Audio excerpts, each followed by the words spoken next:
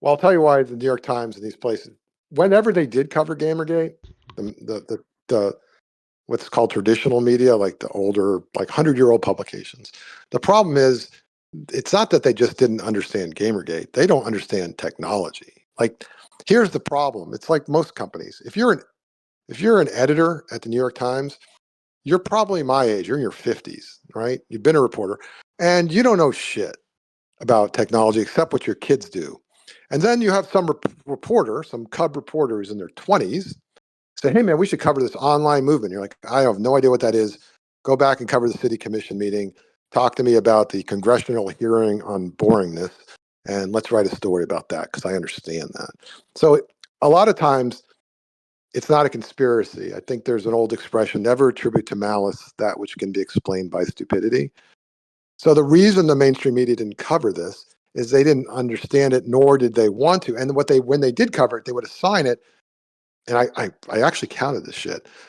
They would assign it to their quote unquote culture writer. And a culture writer is just the fluffiest, amorphous job at any newspaper because you write about culture. And like, what is culture? You get to define what you're going to write about because there's no it's not like you cover city commission. Well, I know what that is. I got to go there and write about what's happening in that city. No, I'm going to write about culture. And there's always some 25-year-old elitist Columbia School of Journalism grad, Northwestern grad, who then, who Googled it, found all the other culture articles about this, thought that was a pretty sharply written opinion, and cribbed it. And you could actually tell. It's sort of like how biblical historians go back and like look at the various uh, gospels and figure out which ones were written first by which one cribbed which language. I could actually go back and read some of the opinion columns by these so-called culture writers, culture columnists, and see how they picked up phrases. So it starts with the gaming press. It starts with a Kotaku or a Paragon, and it works its way up to like a Slate magazine. And then that gets picked up into a Jezebel, and then that gets picked up into the New York Times. And it's the laziest kind of reporting. So the real question about Gamergate that I don't know the answer to, and I would actually be interested in anyone else's opinion, is if the journalism had been done right from the beginning, what would have been different about Gamergate? It probably would have happened. You don't think it would have happened at all, really? Yeah, I don't. I think that the thing that blew this up, and people have different definitions of when Gamergate began, but I think the thing that made this into like a massive, massive thing with hundreds of thousands of people, or at least several tens of thousands with like hundreds of thousands who were moderately interested in it, was this gamers are dead articles. I think that that's what did it. I think that that's what blew this up into a massive thing. Now, obviously, Adam Baldwin did use the hashtag prior to that, like the day before.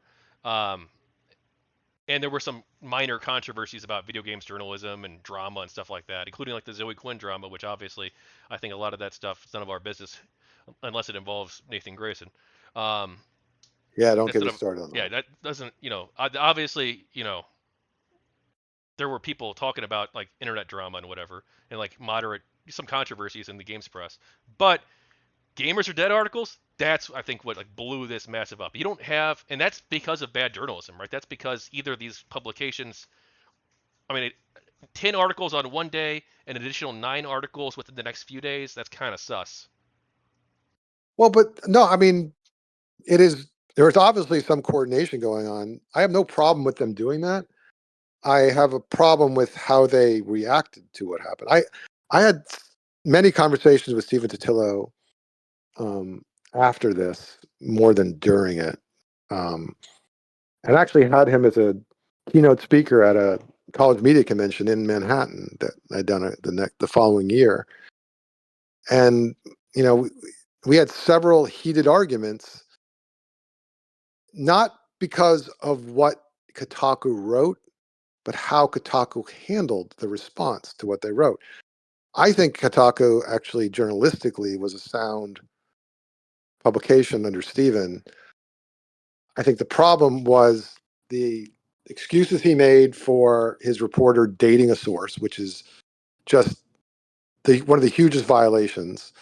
And then the defensiveness over the response. So look, I think nothing is worse than a whiny journalist. I just think you dish it out, you got to be able to take it.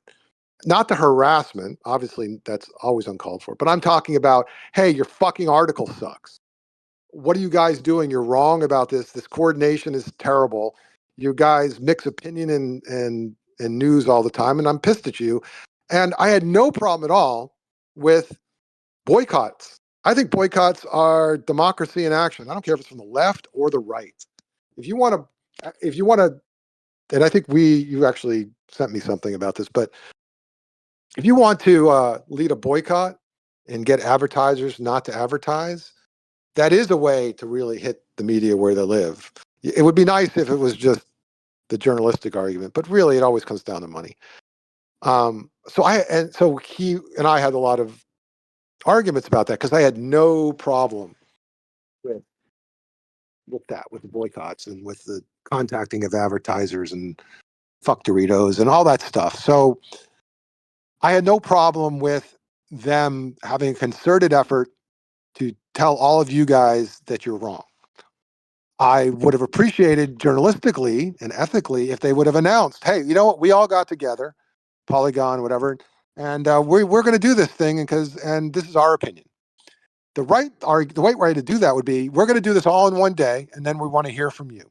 And they would run opinion columns from people disagreeing. Whatever you might say about the New York Times or the Washington Post, and I know some of your listeners probably hate those publications, they actually run opinions on their opinions page that run counter to the shit they ran the day before. So they will have liberal Robert Reich, and the next day they'll have conservative David Brooks talk about the same issue. Now they'll have their own opinion, the editorial page thing, the bigger type that says the New York Times believes this. But my biggest complaint about the gaming journalism industry was they ran their fucking opinions in between their news stories, and then they never let you guys run a conflicting opinion. So you might be right that like no one gets, really mad until they're not heard. So that was I mean, they had the total right to shut you out. That's their business. They can do whatever the hell they want. But it wasn't very smart.